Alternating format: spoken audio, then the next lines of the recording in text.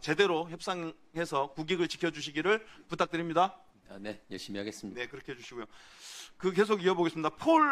폼 알데하이드라고 하는 암 백혈병 유발하는 독성 물질이 있습니다. 세계보건기구 산하인 국제암연구소가 지정한 1급 발암 물질입니다. 알고 계시죠? 네. 우리나라에서 그래서 건축자재 폼 알데하이드 방출 관련한 허용 기준치가 이렇게 정해져 있습니다.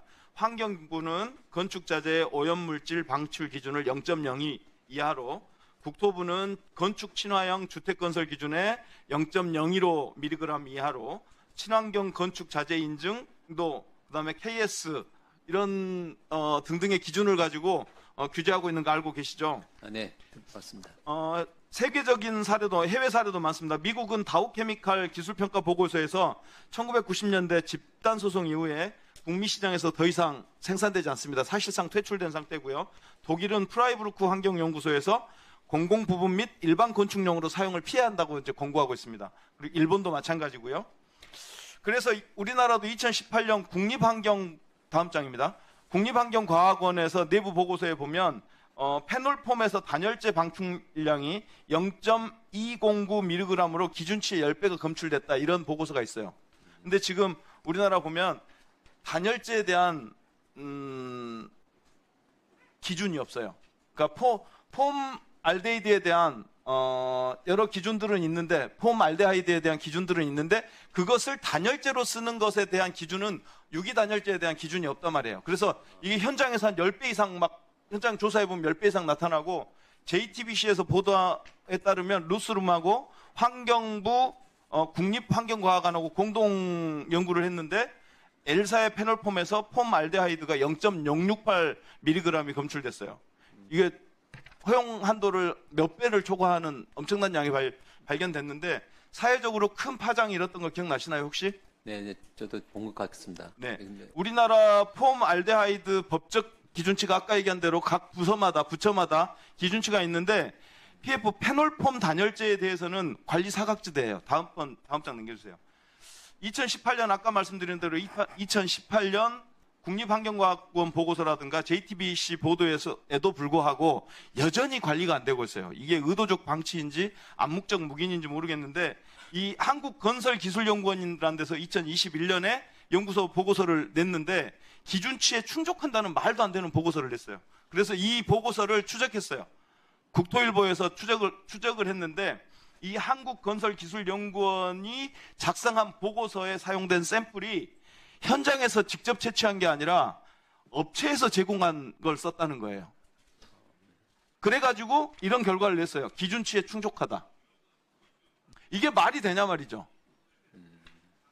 이게 이런 실험을 객관적이고 과학적이라고 얘기할 수 있겠습니까?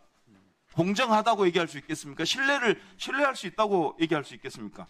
또 한 장 더 넘겨보면, 국토일보 보도뿐만 아니라 건설기술신문에서도 같은 내용의 추적 보도가 있었어요.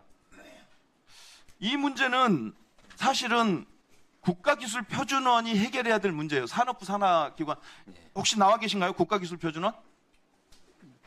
이 문제는 국가기술표준원에서 가닥을 타줘야 되는데 방치하고 있어요. 임무를 방기하고 있어요. 산업부에서 우리 장관님, 국가기술표준원이 이 문제 각 부처에 흩어져 있는 이 기준들 하나로 모아서 산업적 기준들을 만들어 주셔야 돼요. 그래서 이 단열재가 페놀폼 단열재가 알데하이드, 그러니까 폼 알데하이드가 들어가 있는 페놀폼 단열재가 더 이상 건설 현장에서 쓰이지 않도록, 기준치 이상의 단열재가 쓰이지 않도록 기준을 분명히 해줘야 됩니다. 이거 산업부에서 한번 지금까지 이 상황에 대해서 정확하게 좀 조사를 할 필요가 있다, 이렇게 보는데요. 대책을 세워서 저한테 보고 좀 해주십시오. 네, 그렇게 하겠습니다.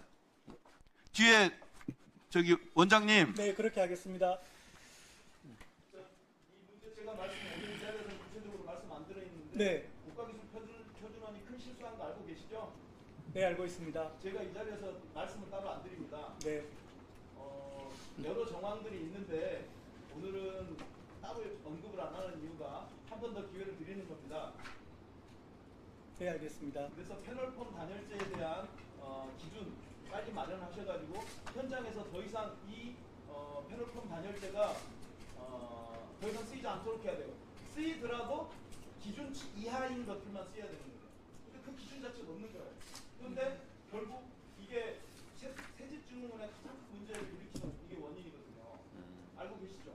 예, 사실은 현재 KS의 0.25 기준은 있습니다만 말씀하신 것처럼 그 공정한 시험이 이루어질 수 있도록 다시 한번 점검하겠습니다. 이 한국건설기술연구원 이런 자료가 말도 안 되는 현장 채취가 아니라 업체에서 제공한 샘플 가지고 연구한 이런 보고서가 공정한 자료, 이게 객관적인 자료인 양 돌아다니는 게 이게 맞냐고요?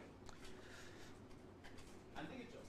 그래서 네, 점검하겠습니다. 국가기술표준원에서 다시 기준 세워서 제대로 엄정하게 조사해서 기준 세워주십시오. 네, 알겠습니다. 네, 감사합니다. 김원희 의원님 수고하셨습니다. 다음은 우리 존경하는 김한규 의원님 질의해 주시기 바랍니다.